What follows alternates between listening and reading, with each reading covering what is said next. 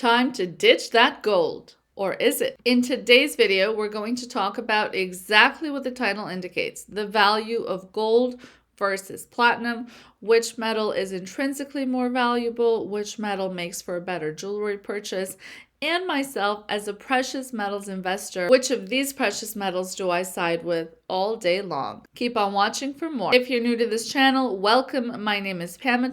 I'm a lawyer and entrepreneur by trade, and this is my personal lifestyle channel where we talk about luxury, all different things having to do with luxury. And there's always a bonus conversation in each of these videos that has to do with value and what are we really getting for the money we're paying in the luxury world included. And of course, what's more luxurious than gold, darling, and platinum, I might add. So let's talk about it. Starting at the beginning, I think is super important. So let's start with when these precious metals were even deemed precious, or how long have they been seen to be precious, or how long ago were they discovered by humankind to begin with. I'll say that gold is a much easier topic to research. It has been around in multiple ancient civilizations. The furthest back I could find it in my research was in ancient Egypt. Gold was used not just for decor and value and jewelry, but also used as a form of currency, as a clearly valuable, I give you this gold, I get all of that in return kind of situation. And those dates, for those of you that like the numbers, I found 3100 BC, I found 2500 BC, very clearly, again, thousands and thousands of years ago and well into the ancient civilizations. When it came to platinum, the history of platinum, and I'll tell you, so I mentioned in the beginning I'm a lawyer, and yes, it's true. So lawyers love to research different topics, and I'll tell you, researching platinum was actually a little bit of a mind-boggling exercise for me. And I'll tell you why. There were articles that mentioned platinum having been discovered, quote unquote, by colonizers in 1735 in South America. There were articles about platinum having been written about in Europe as early as the 16th century. There were articles talking about platinum discovered in France, discovered in Russia, and so on and so forth. But my research on platinum reminded me a lot of some of my teachings in undergrad when I specialized in philosophy, including African philosophy, and my Nigerian philosophy mentor at the time highlighted that not all ethnicities, not all places preserve their philosophy in writing, which makes it a lot harder to study certain philosophies. And the West, of course, then went on to bastardize that in terms of not respecting all philosophies the same. Now, I'll say the same thing when it comes to platinum. So the article, for example, I read about the colonizer said that it was he discovered platinum in 1735 in South America. Do you really not think that a single person indigenous to South America would have known about platinum prior to this man landing on a boat? I don't know.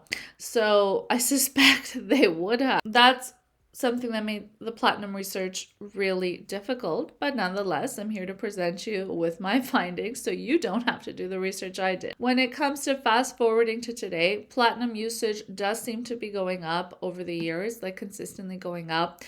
However, it is still in totality not nearly close to the consumption levels or even extraction levels of gold. Gold in 2024, there were 3,300 metric tons of gold extracted. When it came to platinum, I mean, you would think that a number that might be lesser than that, but still comparable, might be like 1,000 or 2,000.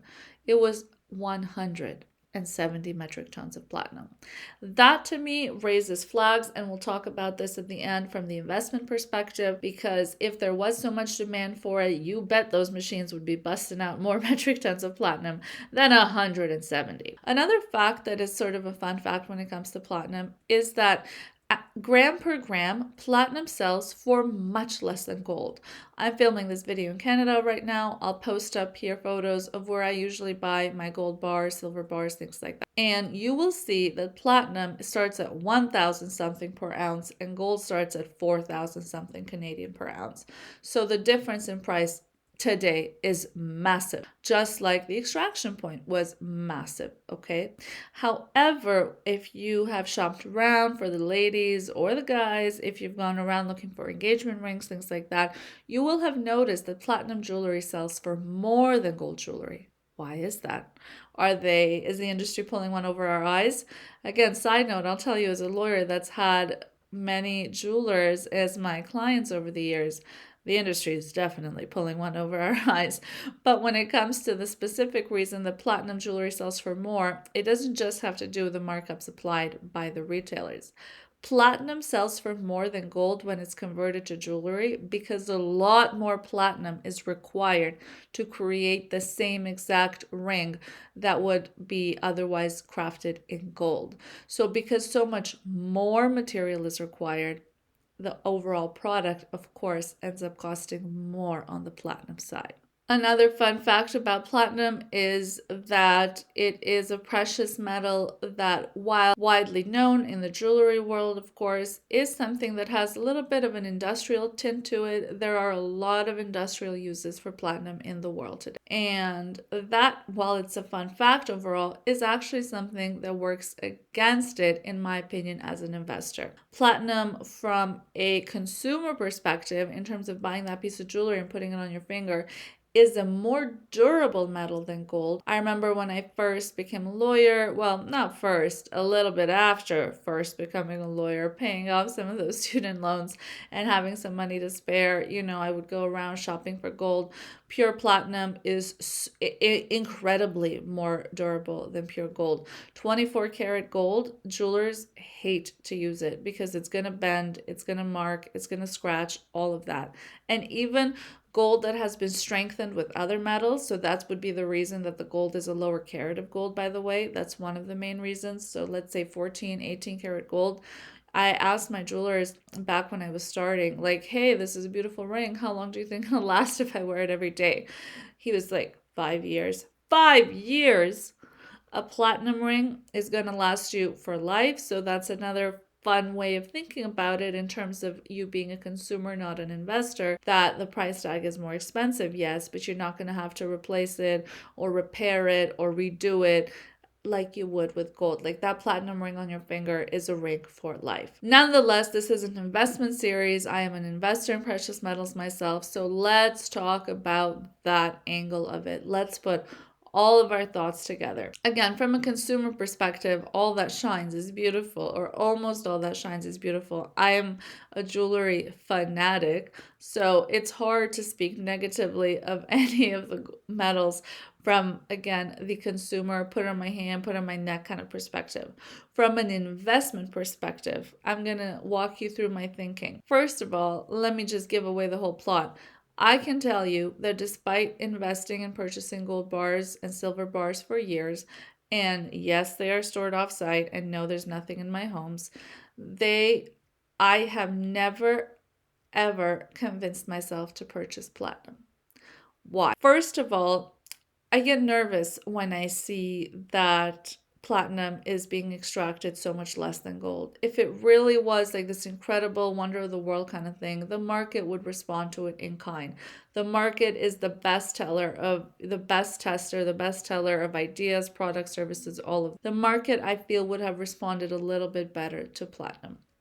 Second of all, and perhaps more importantly, the charts in terms of price points for platinum are very, very volatile. And I'll put it up here on the screen and you can look at it and ooh and ah, up, down, up, down, up, down. By comparison, the chart for gold is much more clear in its direction. As the economy has gotten more difficult post-COVID, gold has consistently gone up. Now, there isn't, blind faith to derive from this chart because we can, extract from looking at the chart the thought that maybe platinum is the more realistic, is the more real world kind of price.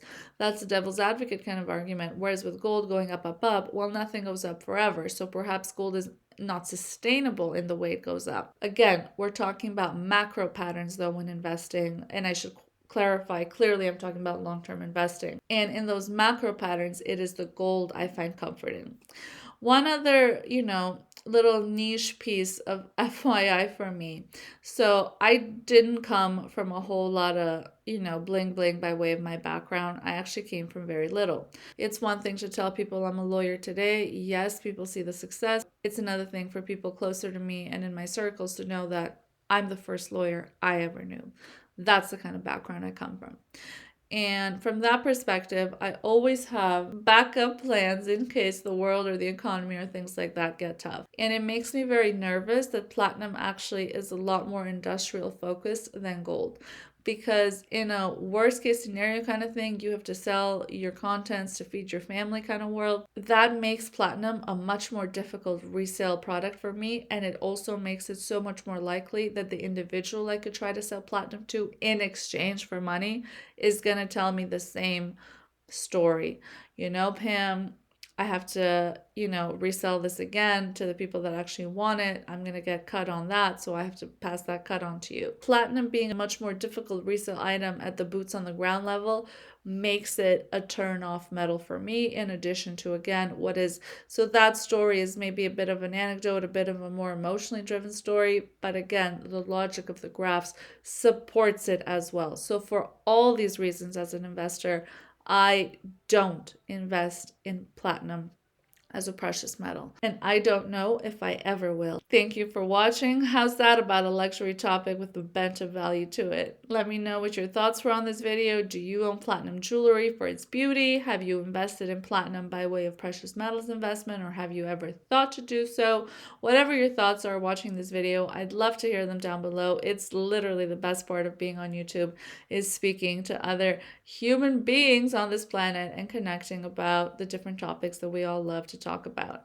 And of course, give this video a big thumbs up, click subscribe, and we now post twice a week, every Tuesday, every Friday. And with today being a Friday, I'll see you next Tuesday. Thank you for watching.